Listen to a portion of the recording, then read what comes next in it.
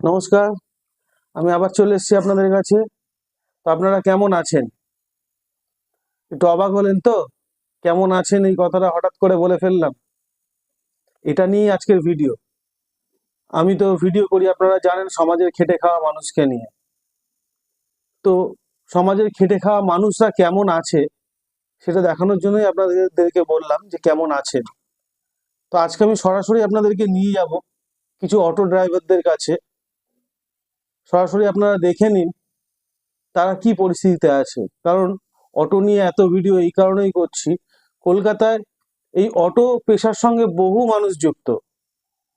প্রচুর লোকের সংসার চলে এই অটো চালিয়ে, এই জীবিকা নিয়ে। তো আসুন আমরা ভিডিওটা দেখে নিই, তারপর আপনাদের সঙ্গে আরো কিছু কথা বলবো। দাদা আপনি কি করেন? আমি তো গড়িয়া গোলপাকে অটো চালাই। আচ্ছা, তো একটাই কথা আপনাকে জিজ্ঞেস করব, আপনি কেমন আছেন? একদম ভালো না, একদম ভালো না, একদমই ভালো না। আচ্ছা, আজকে এইভাবে যে ইনলিগালভাবে সাদা নাম্বার প্লেটে যে র্যাপিডোটা বার করেছে, তা এটা তো ইনলিগাল। আর আমরা এত টাকা খরচা করে গাড়ি নামিয়ে এত টাকা ট্যাক্স দিয়ে এত টাকা মেনটেনেন্স করে, কাগজপত্র মেনটেন করে যেভাবে আমরা গাড়ি চালাচ্ছি, তা এখানে এটা কি করা উচিত হয়েছে আমাদের? একদম না, একদম না, এটা একদমই, এটা আমার খুবই খুবই খুবই কষ্টকর। এখন জানেন একটা মালিকের এমন অবস্থা হয়েছে, একটা মালিক ঠিক মতো কিস্তি দিতে পারছে না। একটা মালিক আবার কি যাদবপুরে দালার পরে 500-600 টাকা কেস দিচ্ছে। এবার একটা অটোওয়ালা যদি 500 টাকা মায়না করে, হ্যাঁ, সেই 500 টাকা যদি কেস খেয়ে যায়, তাহলে বাড়িতে গিয়ে তার ছেলে মেয়ের মুখে কী তুলে দেবে, কী খাওয়া তুলে দেবে? তাহলে এর এগেনস্টে কিছু করা উচিত না? একটাই কথা আপনাকে জিজ্ঞেস করব, আজ থেকে কিছুদিন আগে কেমন ছিলেন আর এখন কেমন আছেন? আপনাদের রুজি রুটি কেমন চলছে? আগে সত্যি কথা বলতে যতক্ষণ মানে র্যাপিডোটা এসব হয়নি, চালু হয়নি, ততদিন আমরা সত্যি বলছি আমরা খুব ভালোই ছিলাম, খুবই ভালো ছিলাম।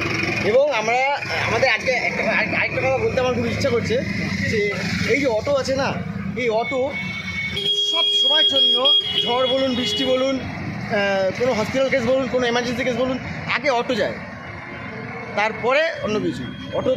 অটোকে আমরা এইভাবে সার্ভিস দিয়ে থাকি। অটো দিয়ে আমরা এইভাবে কোনো জায়গায় যদি বন্যা হয়, কোনো জায়গায় যদি রাস্তা বন্ধ থাকে, আমরা ঘুরে ঘুরে যাই। ঘুরে ঘুরে গিয়ে হয়তো 5 টাকা বেশি নেই, এটা ঠিক আছে, কিন্তু অনেকটা ঘুরে ঘুরে গিয়ে তাদের তো গন্তব্যস্থলে পৌঁছে দিই। তাই সেইভাবেই আজকে অটোকে এরমভাবে করাটাও একদম ঠিক হয়, একদম ঠিক হয়। বলতে কথা আপনাদের সংসারে টানাপোড়েন চলছে, রুজি রুটিতে হাত পড়েছে, তাই তো? শুধু আমাদের রুট বলে না, টোটাল পশ্চিমবাংলার যত কটা রুটে অটো আছে সবারই একই আফসোস সবার। দেখলেন, একজনের তো দেখলেন, আরেকজন কি বলছে একবার দেখে নিন। আচ্ছা দাদা, আপনার নাম কি? আমার নাম পিনাকি চক্রবর্তী। আপনি কতদিন ধরে গাড়ি চালাচ্ছেন, অটো চালাচ্ছেন? প্রায় 25 বছর ধরে। একটাই কোশ্চেন আপনার কাছে করবো, আপনি অটো চালিয়ে কেমন আছেন? আগে খুব ভালো ছিলাম। হ্যাঁ। এখন যা পরিস্থিতি প্রশাসন যে অবস্থা আমাদের মধ্যে নিয়ে আমাদের মাথার উপর প্রেশার দিয়ে দিয়েছে, না এদিকে যেতে পারছি না এদিকে যেতে পারছি। আচ্ছা, মানে না যদিও না দস্ত, এদিকে মানে প্যাসেঞ্জার একে নেই, ঠিক আছে, তারপরে পুলিশের অত্যাচার মাথা খারাপ করে দিয়েছে। প্যাসেঞ্জার নামাতে গেলে মার, ওঠাতে গেলে মার, আমাদের ফাঁকা গাড়ি নিয়ে দৌড়ি করতে হয়। যেটা আমরা আগে হয়তো ডিম ভাত খেতাম, এখন ডাল ভাত, এটাই আমাদের। তা আমাদের সরকার কি নজর দিচ্ছে এই ব্যাপারে? নজরের কোনো প্রশ্নই উঠছে না। আচ্ছা সবার আগে জবাই অটোকে, আচ্ছা, কিন্তু সবার আগে ভালো পরিষেবা কিন্তু অটোর মাধ্যমেই পাওয়া যায়, ঠিক আছে। এই মাধ্যমিক পরীক্ষা গেল, এইচএস পরীক্ষা গেল, আমাদের 100% পরিষেবা আছে, কিন্তু ওর পরে জবাই কিন্তু আমাদেরই হয়। আচ্ছা, তো আমাদের না আছে, আমাদের কোনো মানে কি বলবো, পরিবার না আছে, কোনো কিছু, শুধু ওদের জন্য করে দাও, আর ওরা আমাদের মেরে যাবে। আমরা বললাম মানে মানে ফাঁকের গলাতে কিন্তু কাটছি। আচ্ছা, আর এই বয়সে কোথায় যাবো, কিছু নেই আমাদের।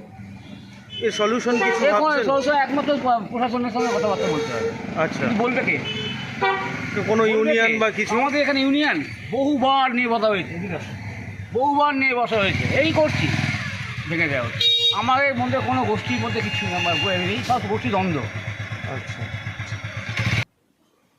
আমি পৌঁছেছিলাম আরেকজনের কাছে, ওনারও ভিডিও দেখে নিন উনি কি বলছেন। আচ্ছা দাদা, আপনার নাম কি? আমার নাম অতনু দত্ত। রুটে আমাকে সবাই জয় বলে চেনে। আপনি কোন পেশার সঙ্গে যুক্ত? আমি অটো চালক একজন। আচ্ছা, তো আপনার কাছে একটাই কোশ্চেন, আপনি অটো চালিয়ে কেমন আছেন? খুব ভালো নেই, আচ্ছা, কারণ আগে যে বাজার যা ছিল এখন সেই তুলনায় বাজার অনেক খারাপ হয়েছে। প্লাস যে আগে তো তবু এখন তো প্যাসেঞ্জার নেই, আর দাঁড়িয়ে প্যাসেঞ্জার তুলতাম সেটাও হচ্ছে না আচ্ছা, ডিউ টু প্রশাসনের জন্যে, বিশেষ করে যাদবপুর ঘাটের জন্য। আর কেউ কেউ বলছে যে সিএম নাকি যে ওই ভাতা বাড়িয়েছে, মানে লক্ষ্মী ভাণ্ডার বলুন আর যে বেকারদের ভাতার কথা বলুন, এটা নাকি এইভাবেই তুলবে। আমার মনে হয় এটা মানে পুরোপুরি অবাস্তবিক কথা। কারণ আমার ধারণা প্রশাসনেরই একাংশ চাইছে এই দলের বা সিএমের বদনাম করতে। আচ্ছা, তো সলিউশন কি আছে আপনাদের রুটের যে এই অবস্থা, এর জন্য কিছু কি ভাবছেন কি আপনারা? হ্যাঁ, আমাদের আগে এই মুহূর্তে তো কমিটিটা ভেঙে রয়েছে, তো এখন ইউনিয়ন বা কমিটির যেটা ভেঙে রয়েছে ওটা না হওয়া পর্যন্ত আমার মনে হয় সেভাবে কোনো কাজ বা উদ্যোগ নেওয়া যাচ্ছে না। আচ্ছা, তাহলে কি ড্রাইভার মালিকদের এক হওয়া দরকার আছে? অবশ্যই ড্রাইভার মালিকদের এক হওয়ার দরকার। এখন ড্রাইভার মালিক এক হয়ে যৌথভাবে যদি কিছু করা যায়।